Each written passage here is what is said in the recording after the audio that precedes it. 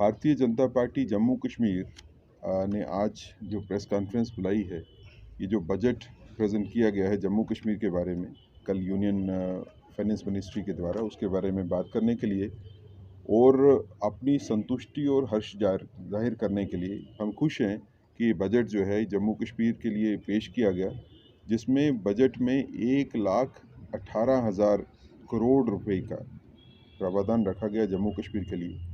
अगर आप पिछले बजट से देखें तो ये 150 करोड़ रुपीस ज़्यादा है। ये सबस्टेंटिव इंक्रीज़ है। और इस बजट की अगर हाईलाइट देखना चाहेंगे तो दो चीज़ें मैं इसमें ख़ास देखता हूँ कि एक तो ये है कि इसमें ग्रोथ का रेट जो है वो 10% है। अगर पूरे देश में देखें तो सबसे ज़्यादा जो है ग्रोथ का रेट जो है 10% जो है इसमें प्रोजेक्टेड है जम्मू कश्मीर के लिए। दूसरा ये है कि फाइनेंस मिनिस्ट्री ने कहा कि 35% बजट जो है वो उसका खर्चा जो है इंफ्रास्ट्रक्चर और डेवलपमेंट के ऊपर होगा। तो आने वाले वक्त पे, आने वाले साल में कितनी बड़ी डेवलपमेंट और कितना बड़ा इंफ्रास्ट्रक्चर में इन्वेस्टमेंट होगी, इसके बारे में हम सोच सकते हैं।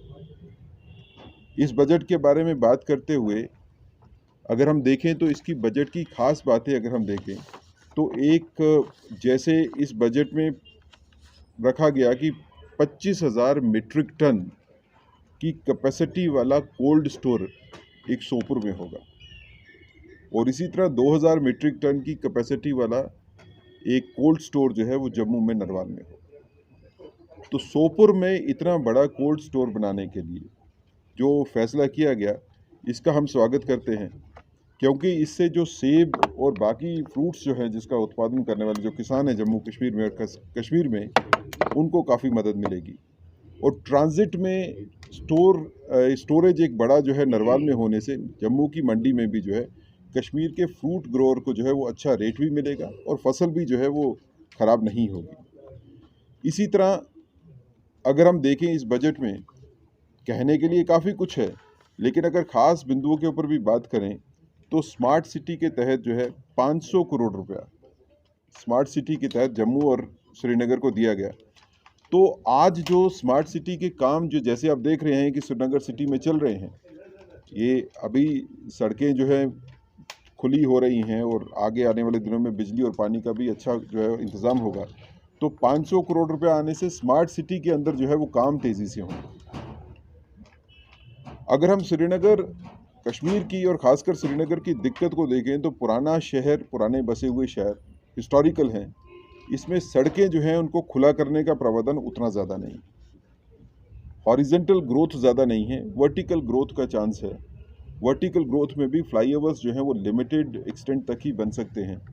तो इसको देखते हुए, क्योंकि यहाँ पे गाड़ियाँ लगातार बढ़ रही हैं, सड़कें छोटी पड़ती जा रही हैं, तो जम्मू और कश्मीर में, जम्मू में भी और श्रीनगर में भी मेट्रो के लिए इस बजट में जो है वो 140 करोड़ रुपया जो है रखा गया। आने वाले साल में मेट्रो के ऊपर काम जो है वो दोनों जगह पे शुरू हो जाएगा, जम्मू में भी और श्रीनगर में भी। श्रीनगर में मेट्रो बनने से यहाँ के लोगों की काफ़ी हद तक तकलीफ़ें जो है ट्रांसपोर्ट की जो है वो दिक्कतें दूर हो जाएंगी। और इसी के साथ जुड़ा हुआ अगर आप देखेंगे तो जम्मू कश्मीर में इस बजट में खासकर महिलाओं के लिए, औरतों के लिए खास ध्यान रखा गया। विमेन हाट का जो है वो प्रोविज़न रखा गया। ऐसे बाज़ार जिसमें औरतें जो हैं उन्हीं की सारी दुकानें होंगी, वही चलाएंगी। औरतों को नज़र में रख के किसान ऑर्गेनाइजेशंस बनाना, जिनको पैसा जो है वो गवर्नमेंट देगी और उसके तहत जो है औरतें, जो हमारी महिलाएं जो हैं, वो अपनी ऑर्गेनाइजेशंस को अच्छी तरह से चला सकेंगी। कश्मीर जैसे टूरिज़्म में पिछले 40 साल का रिकॉर्ड इस बार टूटा है टूरिज़्म का। बड़ी तादाद में टूरिस्ट जो हैं वो कश्मीर में आना शुरू हुए और आज नया ट्रेंड है कि महिलाएं, विमेन जो हैं वो टूरिस्ट भी काफ़ी ट्रैवल करती हैं और कहीं अकेले ज़्यादा ट्रैवल करती हैं। उनकी सेफ्टी और सिक्योरिटी जो है वो बड़ी कंसिडरेशन है।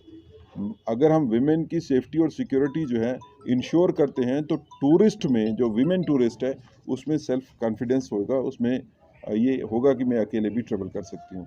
उसके चलते हुए पिंक टैक्सीज़ और पिंक बसेस जिसको महिलाएं ही चलाएंगी, जिसको विमेन जो है ड्राइवर, फीमेल ड्राइवर ही चलाएंगी, उसका भी इसमें प्रावधान रखा गया, जिसके तहत महिलाएं जो है वो आसानी से जो है वो आ जा सकेंगी।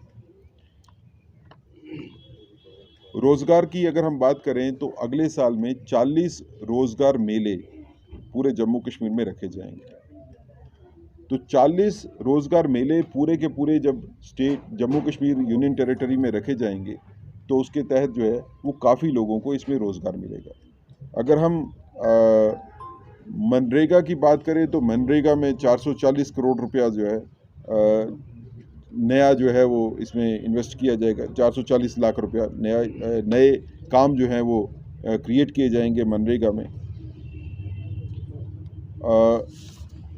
इसी के तहत अगर हम और देखें तो सबसे बड़ी इस बजट में अगर कहीं पे प्रावधान रखा गया, कहीं सबसे ज़्यादा बड़ी इन्वेस्टमेंट हुई है तो वो वाटर रिसोर्सेज में हुई है। 5,000 करोड़ रुपए का 5,000 करोड़ रुपए का इसमें प्रावधान रखा गया वाटर के लिए, जल जीवन मिशन के तहत। और मिशन ये है कि सभी गांवों में हर घर में नल से पानी मिले। ये मिशन जो गवर्नमेंट ऑफ इंडिया का है, मोदी जी का सपना है, उसके लिए इस बजट में सबसे बड़ा जो है 5,000 करोड़ रुपया जो है वो पानी के लिए रखा गया। पानी की दिक्कतें जो हैं वो शहरों में भी हैं लेकिन गांव में भी हैं। खासकर कश्मीर में आप देखें तो पहाड़ी इलाके हैं, पानी की सप्लाई जो है पहुंचाने में थोड़ी दिक्कत होती है। तो मुझे लगता है कि इतनी बड़ी जो है इन्वेस्टमेंट आने से उसमें काफ़ी ज़्यादा जो है वो स्टेबिलिटी जो है वो आएगी। बिजली के लिए भी एक अच्छी रकम जो है वो इस बजट में रखी गई बिजली के लिए, ताकि लोगों को बिजली जो है वो मिल सके। अगर हम PMGSY जिसके तहत जो है वो रूरल एरियाज़ में सड़कें भी बनती हैं और बाकी प्रावधान भी होते हैं, 1600 करोड़ रुपया उसके लिए रखा गया। नाबार्ड में 1000 करोड़ रुपया रखा गया। मिशन यूथ में 200 करोड़ रुपया रखा गया। अब ये सारे के सारे जो बजटरी एलोगेशंस हैं, ये हमें लगता है कि नए जम्मू कश्मीर के विकास के लिए जो है काफ़ी मदद करेंगी। टूरिज़्म की बात करें तो 40 करोड़ रुपया जो है वो टूरिज़्म के लिए रखा गया, लेकिन उसके साथ 60 करोड़ रुपया नए टूरिस्ट सर्कल के लिए भी रखा गया। अब इस 60 करोड़ रुपया जो नए टूरिस्ट सर्कल के रखा गया, इसमें सूफी सर्किट भी है। तो ये आने वाले दिनों में टूरिज़्म में भी एक बड़ी इन्वेस्टमेंट जम्मू कश्मीर में जो है वो आएगी। लैंड डेवलपमेंट की अगर आप बात करें तो 100 करोड़ रुपया लैंड डेवलपमेंट में रखा गया। जम्मू और कश्मीर में दोनों जगह पे, क्योंकि काफ़ी देर से हाउसिंग कॉलोनीज़ जो है वो नई नहीं बनी हैं, ऑर्गेनाइज्ड हाउसिंग कॉलोनी जो है उसको बनाना भी ज़रूरी था, तो इस बजट में उसका भी है। दोनों जगह पे जो है नई हाउसिंग कॉलोनीज़ की जो है वो डेवलपमेंट भी होगी। इसी तरह के बाकी जो है बजट्स भी इसमें प्रावधान रखा गया। जैसे कश्मीरी पंडित कम्युनिटी की जो है वो काफ़ी देर से डिमांड थी, जो खासकर जो माइग्रेंट जो कश्मीर में काम करते हैं सिक्योरिटी और सेफ्टी के लिए, तो 400 करोड़ रुपया उनके लिए ट्रांजिटरी जो है अकोमोडेशंस बनाने के लिए, उनके दिमाग में, दिल में सेंस ऑफ सिक्योरिटी क्रिएट करने के लिए कि आप लोग आइए यहाँ पे और यहाँ पे रहिए, ताकि आपकी सेफ्टी और सिक्योरिटी जो है वो पैरामाउंट रहे और उसका ध्यान रखा जाए। तो इसका भी जो है वो एक सिस्टम रखा गया। इसी तरह से बाकी जगह भी, जैसे बंकर्स बनाने की बात हो, उसमें भी जो है वो इस बजट में रखा गया। कुल मिला के मैं इस बजट में ये देखता हूँ कि ये नए जम्मू कश्मीर के विकास में बहुत मदद करेगा। आने वाले वक्त में इस बजट से जो खाका बनाया गया, जो सोच रखी गई, उस सोच को हम स्वागत करते हैं, हम वेलकम करते हैं कि अच्छी सोच के साथ ये बजट आया।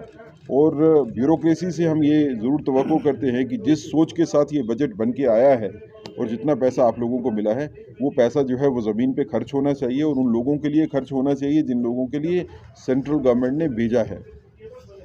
LG एडमिनिस्ट्रेशन से हम ये भी रिक्वेस्ट करते हैं कि जितना बजट आया है, ये सारे का सारा बजट जो है इस साल में ख़त्म होना चाहिए।